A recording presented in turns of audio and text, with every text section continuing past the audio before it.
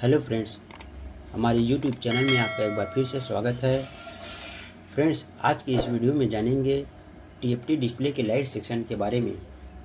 Friends, जैसे कि आप जानते हैं कि हमें मोबाइल रिपेयरिंग के अंतर्गत ज़्यादातर डिस्प्ले के लाइट सेक्शन में फॉल्ट देखने को मिलता है, क्योंकि डिस्प्ले के लाइट सेक्शन में 15 से 40 वॉट तक रनिंग होते रहता है, जिस कारण से अगर थोड़ा सा भी पानी चला जाता है तो डिस्प्ले का लाइट सेक्शन बहुत आसानी से ख़राब हो जाता है। फ्रेंड्स, अगर आपको भी डिस्प्ले के लाइट सेक्शन को रिपेयर करने में प्रॉब्लम जाता है तो प्लीज़ आज की इस वीडियो को आप पूरा देखिए। फ्रेंड्स, जैसा कि आप जानते हैं कि टीएफटी डिस्प्ले के लाइट सेक्शन में ज़्यादातर दो प्रकार की आईसी देखने को मिलती है। पहला है बॉल ग्रेड आईसी, उसके बाद है 6 लेग का आईसी। फ्रेंड्स, टीएफटी डिस्प्ले के लाइट सेक्शन को काम करने के लिए 3 कॉन्टैक्ट यानी 3 सप्लाइयाँ ज़रूरी होती है। पहला है एलसीएम एलईडी ए यानी कि एनोड का लाइन, उसके बाद है एलसीएम एलईडी के यानी कि कैथोड का लाइन, उसके बाद है पीडब्ल्यूएम यानी कि पल्स यू विथ मॉड्यूल का लाइन। फ्रेंड्स, सबसे पहले हमें जीआर यानी कि कूल टेस्ट करके देखना होगा। जीआर यानी कि कूल टेस्ट करने के लिए मल्टीमीटर को डायोड मोड में रखकर चेक करना होता है। सबसे पहले एनोड के लाइन पर जब हम चेक करेंगे तो हमें 300 से 600 के बीच में जीआर देखने को मिलेगा। उसके बाद कैथोड के लाइन में जब हम चेक करेंगे तो 0.10 का ग्राउंड रीडिंग देखने को मिलेगा। उसके बाद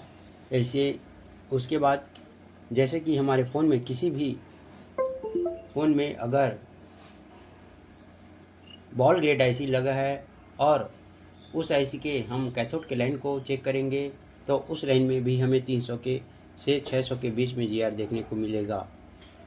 फ्रेंड्स, उसके बाद अगर सीबीसी लाइन यानी कि पीडब्ल्यूएम लाइन में चेक करेंगे 300 से 600 के बीच में जीआर इसमें भी देखने को मिलेगा।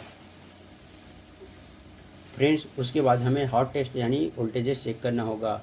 हॉट टेस्ट चेक करने के लिए हमें मल्टीमीटर को डीसी मोड में रख कर चेक करना होता है।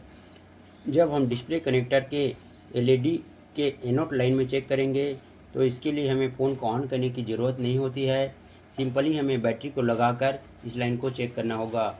जब हम बैटरी लगाकर इस लाइन में चेक करेंगे तो जितना बैटरी में वोल्टेजेस रहेगा, जैसे कि 3.6 से 4.2 यानी कि जितना भी वोल्टेज बैटरी में रहेगा उतना वोल्टेज हमें एलईडी के एनोड के पिन पर देखने को मिलेगा।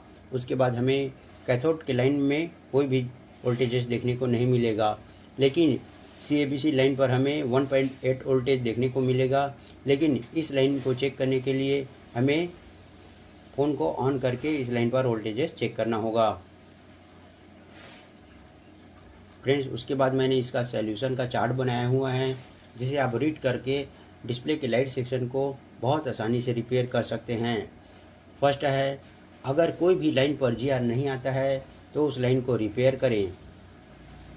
उसके बाद एलईडी के एनोड लाइन पर कोई भी वोल्टेजेस नहीं आता है तो इस लाइन में लगा हुआ 10 माइक्रो हेनरी का कॉइल एक बार चेंज करके देखना होगा।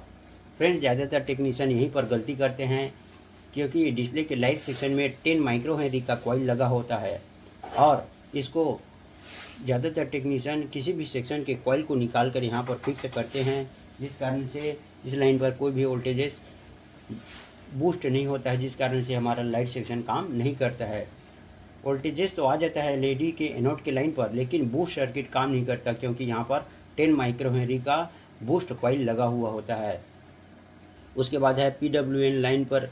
इस लाइन पर हमें अगर फ़ोन को ऑन करने के बाद भी कोई भी वोल्टेजेस देखने को नहीं मिलता है तो इस लाइन को रिपेयर करने के लिए हमें डिस्प्ले के रीसेट लाइन में भी 1.8 वोल्टेज आता है। उस लाइन से हम जंपर करके इस लाइन को रिपेयर करके फिक्स कर सकते हैं।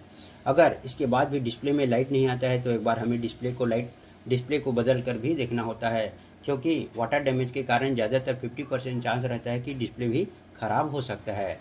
उसके बाद हमें 3 स्टेप में इस लाइन को रिपेयर करना है। फर्स्ट है 10 माइक्रो हेनरी का कॉइल चेंज करके देखना है। उसके बाद है डायोड चेंज करके देखना है। उसके बाद है 50 वोल्ट का कैपेसिटर बदल के देखना है। अगर इन सभी कंपोनेंट को चेंज करने के बाद भी डिस्प्ले में लाइट नहीं आता है तो लास्ट में हमें एक बार डिस्प्ले के लाइट सेक्शन को यानी कि डिस्प्ले के लाइट आईसी को बदल के देखना होगा। फ्रेंड्स, यह छोटा सा जानकारी आपको कैसा लगा प्लीज़ कमेंट करके ज़रूर बताएं, या मुझे कोई बताने में गलती होती है या मेरे से कोई लाइन छूट जाता है तो उसके लिए भी आप कमेंट करके ज़रूर बता सकते हैं।